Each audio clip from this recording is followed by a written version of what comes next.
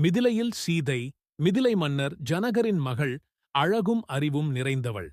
அவள் இயற்கையை நேசிக்கும் பண்புள்ளவள். தன் தோட்டத்தில் மலர்களை வளர்ப்பதில் மகிழ்ச்சி காண்பவள்.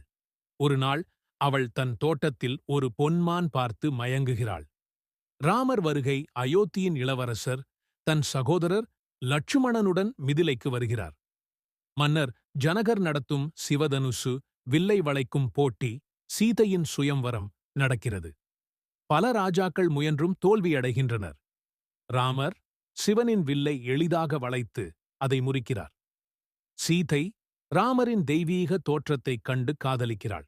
மலர் மாலையை ராமருக்குச் சூட்டி திருமணம் நிச்சயிக்கப்படுகிறது.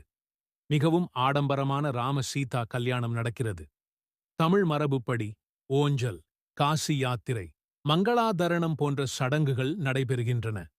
சீதை ராமருடன் அயோத்திக்கு புறப்படுகிறாள். கைகேயின் சூழ்ச்சியால் ராமர் 14 ஆண்டுகள் வனவாசம் செல்கிறார். சீதை மற்றும் லட்சுமணனும் அவருடன் வருகின்றனர். இராவணன் சீதையை கடத்திச் செல்கிறான்.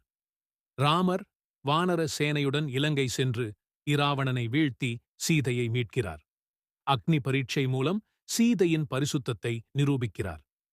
ராமர் சீதையுடன் அயோத்திக்குத் திரும்பி ராஜ்யபாரத்தை ஏற்கிறார். அவர்களின் காதல் தெய்வீகமானது என்றும் நிலைத்ததாக காட்டப்படுகிறது.